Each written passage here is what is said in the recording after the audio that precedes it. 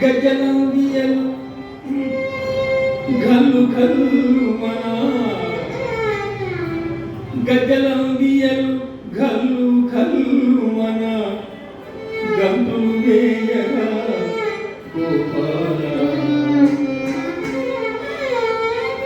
గజనందియలు గల్లు గల్లు మన గజనందియలు గల్లు గల్లు మన గంతులు వేయగా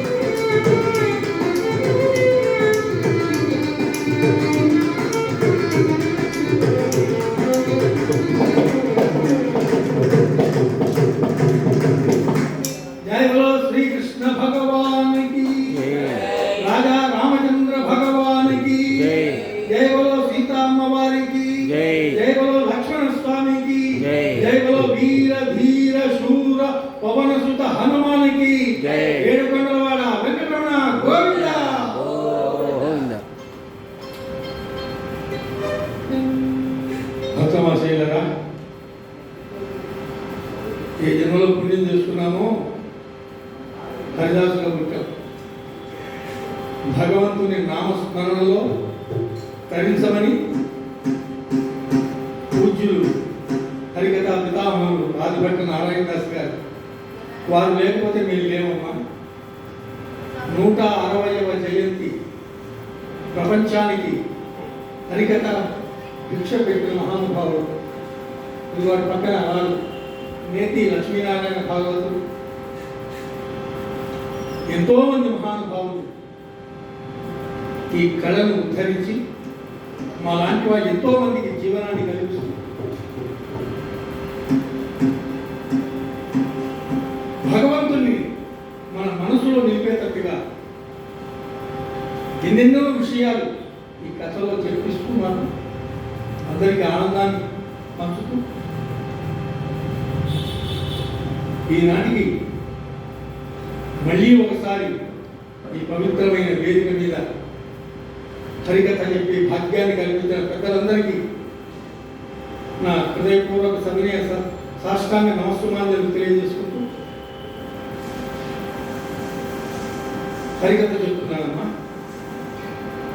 ఎన్ని జన్మల పుణ్య ఫలమో హరికథ చెప్పే భాగ్యం, ఏ జన్మలో ఎంత పుణ్యం చేసుకున్నారో హరికథ వింటున్నారు. వినడం ఒక అదృష్టం. ఈ రోజున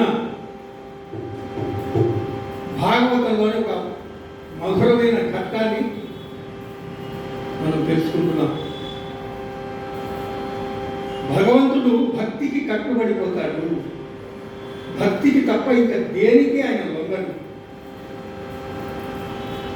మనం ఎంత అందంగా ఉన్నా, ఎంత ధనవంతులమైనా, ఎంత గొప్పవాళ్ళమైనా, ఎంత గొప్ప పదవిలో ఉన్నా అవేమీ ఆయన పట్టవు. ఆ మూల అంత భక్తి ఉందా మనసులో, దానికి కట్టుబడిపోతాడు పరమాత్ముడు. అలా పరమాత్ముడిని ఆ భక్తి పాశంతో కట్టేసి తన మనసులో బంధించుకొని కటిక దారిద్ర్యాన్ని అనుభవించి కూడా ఆ భగవంతుని సేవలో, ఆయన మధుర అనుభూతిలో గొప్ప ఆనందాన్ని పొందిన ఒక మహాభక్తుని కథ ఇది. భగవంతుడు ఎంతటి దయామయుడంటే, భక్తిగా ఉంటే చాలు మన దగ్గరికి వచ్చేసి లేదా తన దగ్గరికి పిలిపించుకొని మన పాదాలు కూడా కడగడానికి వెనకాడేటటువంటి దయామయుడు. అదిగో అట్లా పరమాత్ముని తన మనసులో బంధించుకొని పరమాత్ముడి చేత పాదాలు కడిగించుకున్న ఒక పరమ భాగవతోత్తరుడు ఆ భక్త కుచేరు. ఆ కథను వీలైనంత వరకు తెలుసుకొని ఆ భగవంతుని దయకు కృపకు పాత్రలో ఒకసారి గట్టిగా ఇందిరారమణ గోవింద అన్నారా? కొంచెం గట్టిగా, ఇక్కడ కుర్చీలు చాలా ఖాళీగా ఉన్నాయి. కొంచెం గట్టిగా అంటే ఆ చుట్టుపక్కలగా ఆ శబ్దం వెళ్ళి కొంతమంది వస్తారేమో. ఏడుకొండలవాడ వెంకటరమణ గోవింద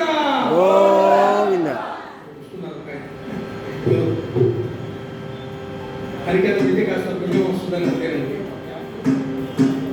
త్వరలో అంటే ఇప్పుడే మొదలైంది కాబట్టి ఇంకొక 10-15-20 నిమిషాల్లో ఈ ఖాళీ కుర్చీలు కనపడకుండా ఉంటాయని నేను నమ్ముతున్నాను.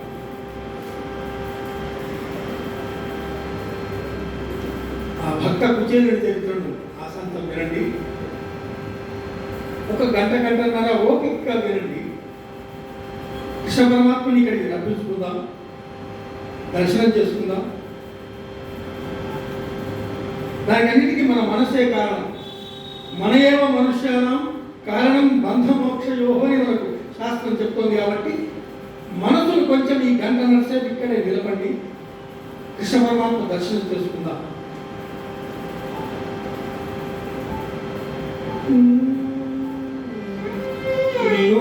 కుచేరుని విమల చరితనిది వీనులకగు విందు ఫలమేమని జన్ము వినుడు కుచేరుని విమల చరితనిది వీనులకగు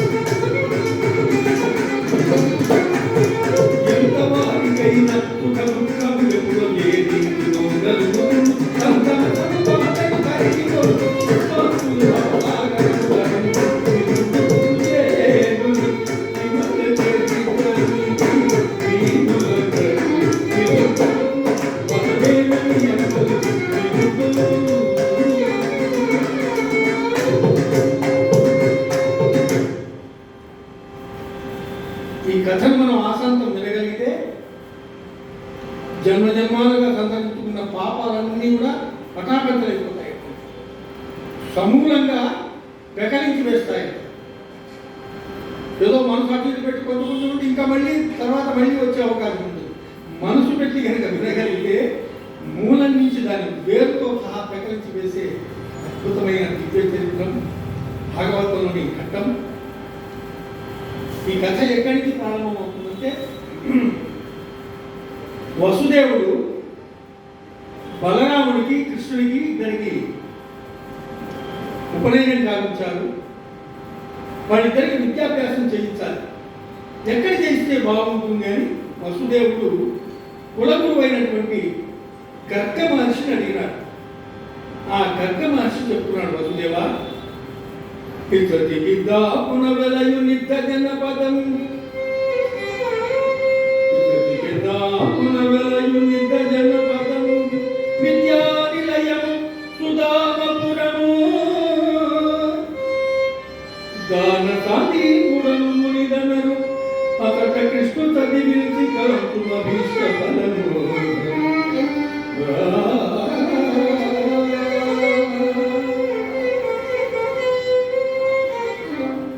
పక్కనే సాందీపన్ అనే మహానుభావుడు ఆశ్రమ పాఠశాలను నిర్వర్తిస్తున్నాడయ్యా, అక్కడ చేర్పించు బాగుంటుంది అన్నాడు. మనం కూడా మన పిల్లల్ని ఏ స్కూల్లో చేర్పిస్తే మంచిది మనం ఆలోచిస్తామా, గౌతమా, ఏది చాలా చాలా పెద్ద పెద్ద స్కూల్ ఉంటాయి కదా, నారాయణ ఇంకేదో అనుకుంటాం. అట్లాంటి ఏదో పెద్ద గొప్ప స్కూల్ ఎక్కడ ఉంది అడిగితే అక్కడే సాందీపన్ అనే మహానుభావుడు, భూత భవిష్యత్ వర్తమానాలను సాంగోపాంగంగా తెలిసిన మహానుభావుడు, అక్కడ చేర్పించండి బాగుంటుంది. సరే అనుకున్నాడు వసుదేవుడు. రథం సిద్ధం చేశాడు ఆశ్రమానికి వెళ్ళడానికి. బలరాముడిని కృష్ణుడిని రథంలో కూర్చోబెట్టుకున్నాడు. రథం బయలుదేరి ఆశ్రమానికి వెళుతోంది. ఎలాగా?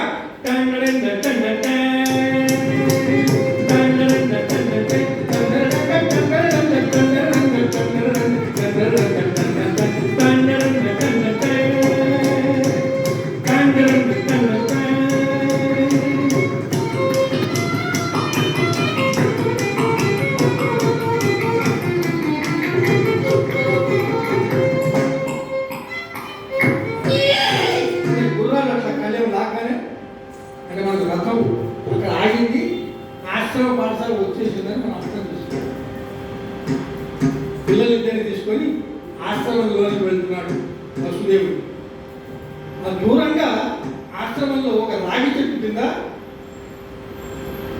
సాందీపని పిల్లలకు విద్యాబోధన చేస్తున్నాడు. దూరం నుంచే గమనించాడు కృష్ణ పరమాత్మ వస్తున్నాడని. ఆహా, ఎన్ని జన్మల పుణ్యఫలమో కదా, కృష్ణ పరమాత్మ నా దగ్గరికి వస్తున్నాడని ఆనంద పరవశుడైపోతున్నాడు.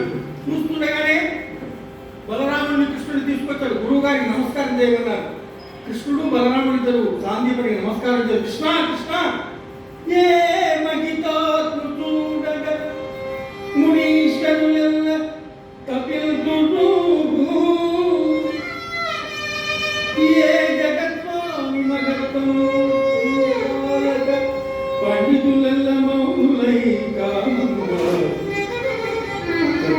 కంజములెందులో ఆ గుణోద్ధాముడ భేదవేద్యుడు ఇక ధాన్ని తప్పుడు నెవ్వరెన్నగా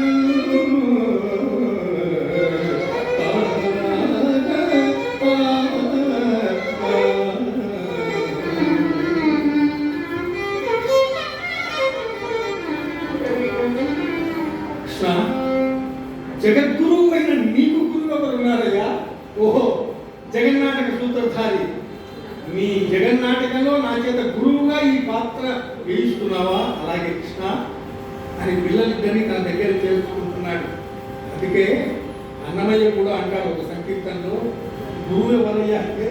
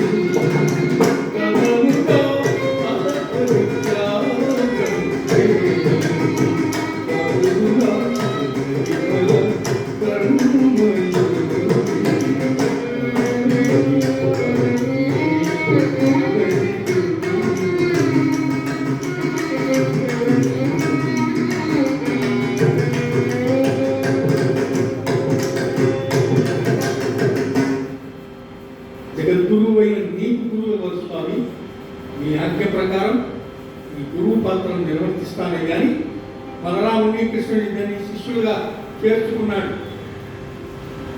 ఇక్కడ జరుగుతున్నదంతా ఈ దృశ్యాన్నంతా మనం చూస్తున్నాం కదా. ఇది ఎప్పుడు జరిగింది? రోజు ద్వాపర యుగంలో జరిగింది. మనం పుట్టలేదే. ద్వాపర యుగంలో మనం పుట్టకపోయినా అప్పుడు జరిగిన ఆ యథార్థ సంఘటనని, ఆ దృశ్యాన్ని కన్నులారా దర్శించే భాగ్యం మనకు హరికథల ద్వారా పూజ్యులు ఆదినారాయణ దాస్ గారు కనిపించారు.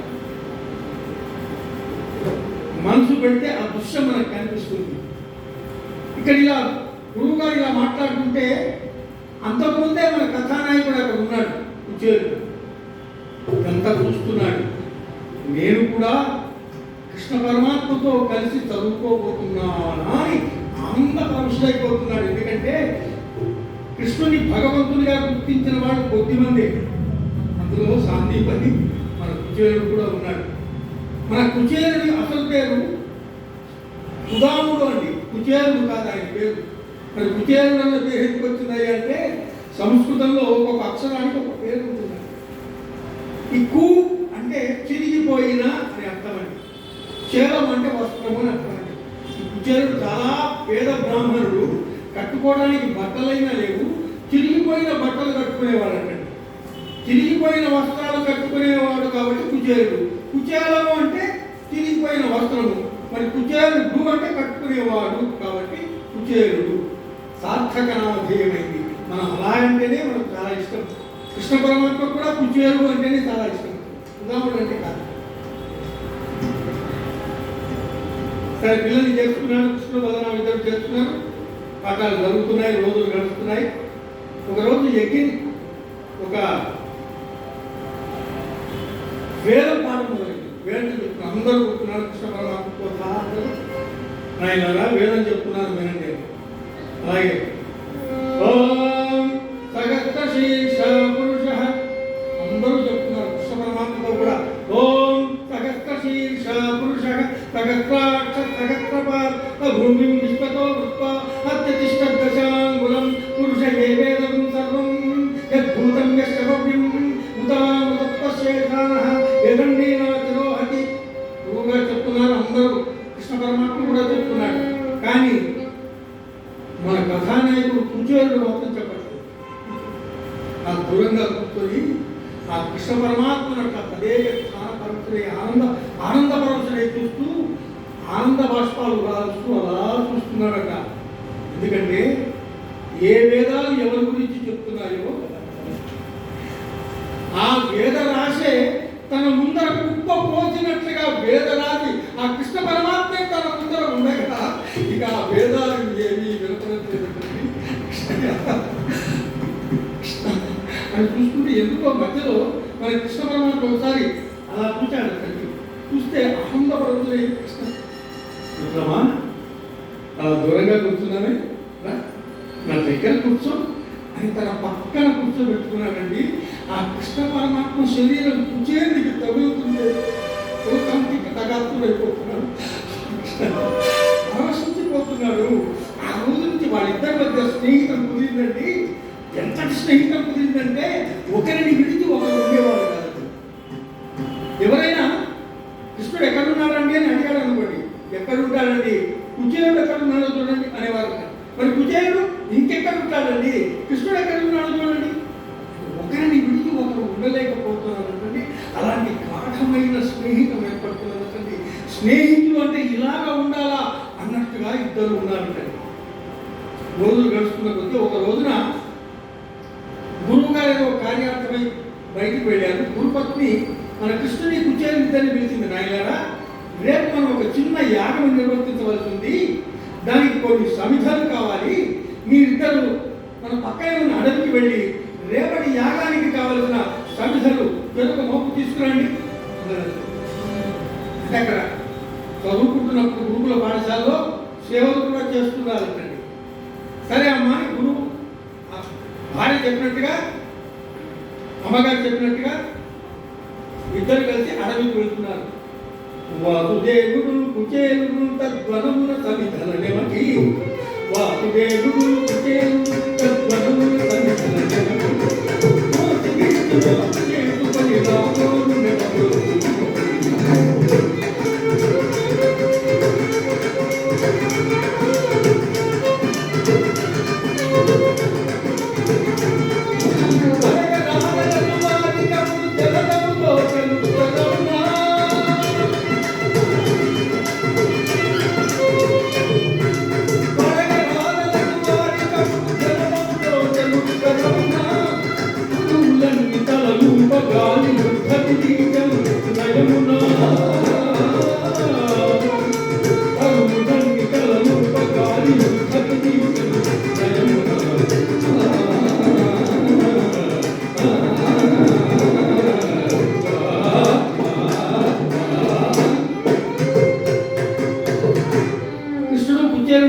అడవి చేరుకున్నారండి.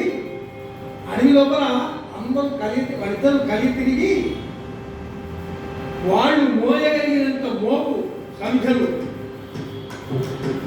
సేకరించుకున్నారండి.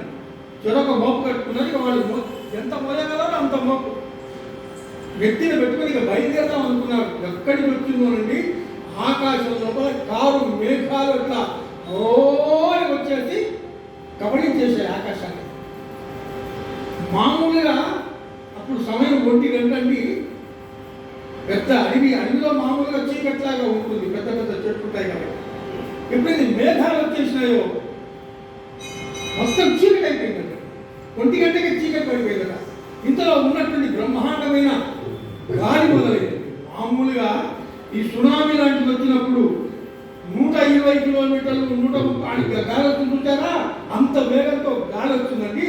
చెట్లు అలా ఊగిపోతున్నాయి. చూస్తుండగా కుంభవృష్టి ప్రారంభమైంది. ఎక్కడి చుట్టిందో మాయా వర్షంలాగా వచ్చింది. అట్లా ఉండపోతంటారు, అట్లా చూస్తుంటే ఆ వర్షంలో కృష్ణుడు కుచేరుడు ఇద్దరు తడిసిపోతున్నారండి. ఎప్పుడైతే తడిసిపోతున్నారో మన కుచేరుడి ఆరాటం అక్కడ చూడాలంటే అయ్యో కృష్ణ ఎక్కడి నుంచి వచ్చిందయ్యా ఈ మాయా వర్షం, అయ్యో కృష్ణ ఈ వర్షంలో నువ్వు తడిసిపోతున్నావే, ఇప్పుడు ఎలాగయ్యా, నువ్వు తడవకుండా ఏం చెయ్యాలయ్యా, ఎక్కడికి వచ్చిందయ్యా ఈ మాయా వర్షమే ఆరాటపడిపోతున్నాడండి. తను కూడా తడిసిపోతున్నాడు. అది తెలియట్లేదు. ఆయన బాధంతా ఆరాటమంతా కృష్ణయ్య బాగున్నాడు. భగవంతుడు బాగుంటే మనం బాగుంటాం అని ఆళ్వారు అని మహారాజుతో వాళ్ళు భగవంతుడిని మనసులో నిలుపుకొని నిరంతరం భగవంతుని నామస్మరణ చేసుకునే వాళ్ళు భగవంతునికి పల్లాండు పాడారు. అంటే భగవంతునికి మంగళం పాడారు. భగవంతుడు బాగుంటే మనం పల్లాండు పల్లాండు పల్లాయినత్తాండు పలగోడి నూరాయినం మల్లాండ తిండోడ్ మణివన్న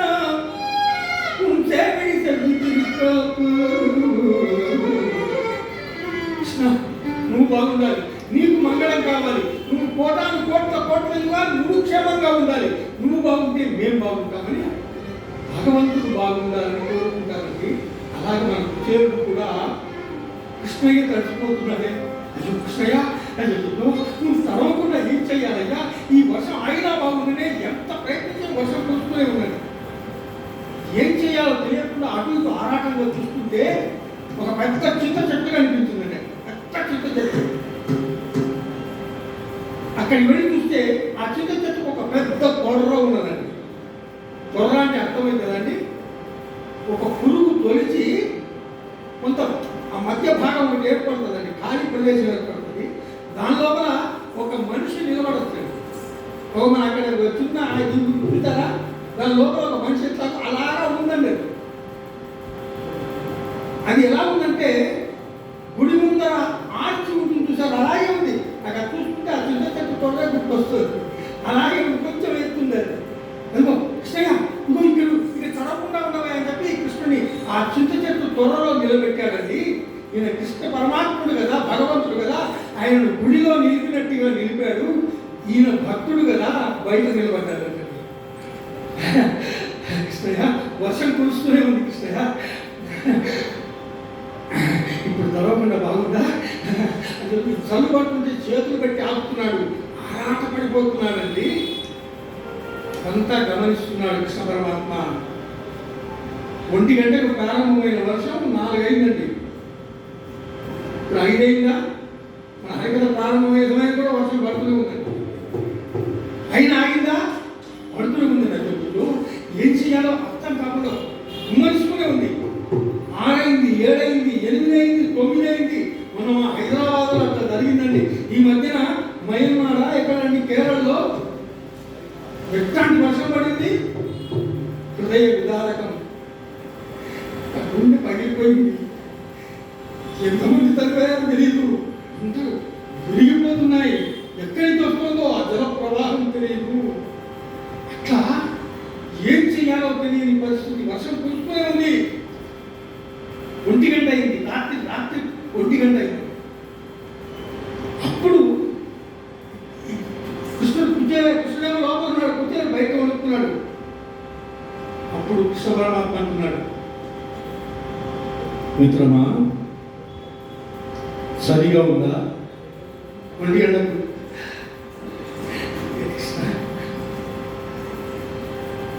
భయంగా ఉందా?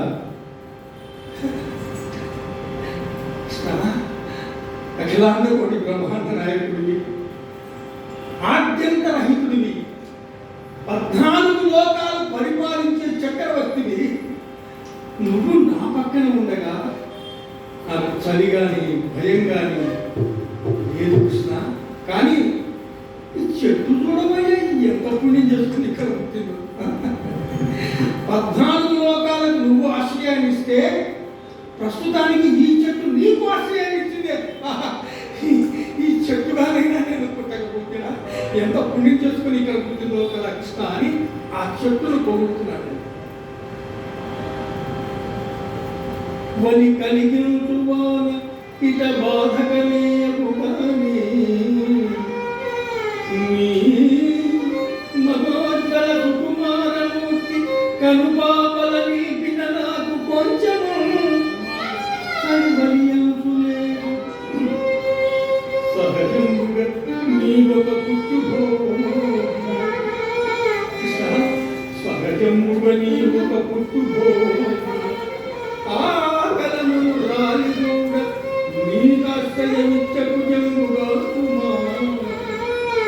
ఆకలమును రాలిగూడ నీకాశ్రయమిచ్చకు జంగుగా కుమా.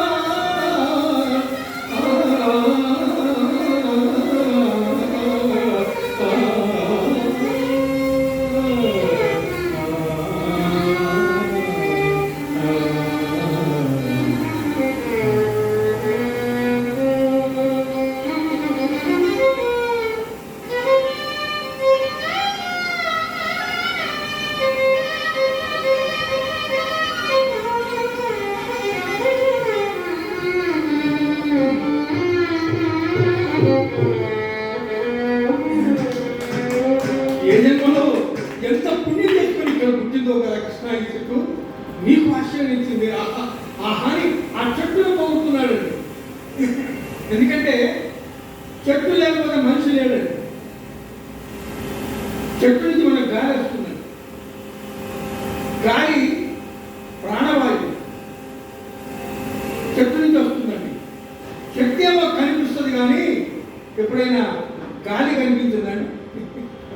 చెట్టు నుంచి వస్తుంది కదండి. చెట్టు ఏమో హార్డ్వేర్ అంటారండి, గాలి ఏమో సాఫ్ట్వేర్.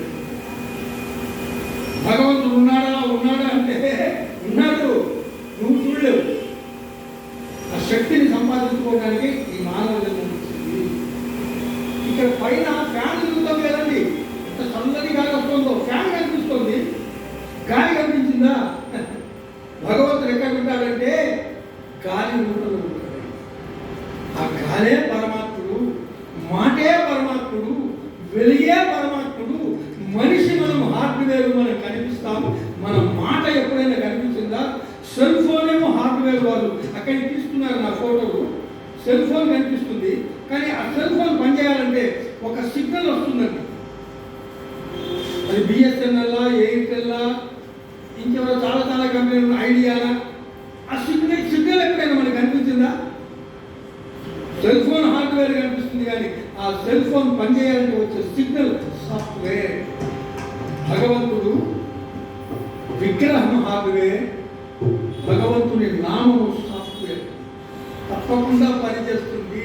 సెల్ ఫోన్కి ఆ సిగ్నల్ ఎట్లా పనిచేస్తుందో మనం గోవింద అంటే తప్పకుండా గోవింద నామం సాఫ్ట్వేర్ మన వెనుకబడి పనిచేస్తుంది. ఇందిరారమణ గోవింద. కొంచెం గట్టిగా పాదాలకు నమస్కారం చేసి డబ్బులు అడగట్లేగా ఏడుకొండలవాడ వెంకటరమణ గోవింద. ఆ మహా శక్తివంతమైన నామం ఇక్కడి నుంచి బయలుదేరి మన విజయవాడ నుంచి హైదరాబాద్ జరుపుకొని ఢిల్లీ వెళ్ళి ప్రపంచమంతా అమెరికా లాంటి అక్కడెక్కడో యుద్ధం జరుగుతుంది. ఎక్కడది యుద్ధం ఎక్కడ జరిగేది? బ్రెజిలా లక్షల మంది చనిపోతున్నారండి. ఆ దృశ్యం హృదయ విదారకంగా ఉంది. అందమైన ఎటువంటి అద్భుతమైన భవంతులు కట్టుకున్నారు, సర్వనాశనం చేస్తున్నారు. ఒక్క భవంతు కూడా మిగలట్లేదు. భవంతితో పాటు అందులో ఉన్న వాళ్ళందరూ కూడా భూమిలో కలిసిపోతున్నారు. ఎంత దారుణం అండి! మనిషిగా పుట్టి ఇంకా ఇట్లా కక్షలు కార్పణ్యాలు ఏమెత్తుకుపోతారు. ఇక్కడి నుంచి మనం గట్టిగా గోవింద నామస్మరణతో అక్కడికి వెళ్ళి వాళ్ళ మనసులో ఒక మంచి బుద్ధిని కలిగించి యుద్ధం ఆపేటట్టుగా అంత శక్తి ఉన్నది దానికి. ఇందిరారమణ గోవింద. మనసు పెట్టంటే తప్పకుండా యుద్ధం ఆగాలని నా కాంక్ష అండి. అంత భగవంతుడు నేను మనసారా కోరుకుంటున్నాను. సాఫ్ట్వేర్ అది ఇక్కడి నుంచి బయలుదేరుతుందని ఆ చెట్టును అట్లా పొగుడుతున్నాడండి. ఎందుకంటే మేము అందుకని చెట్టుంటేనే మనిషి బతుకుతాడండి. ఎక్కడ చెట్ల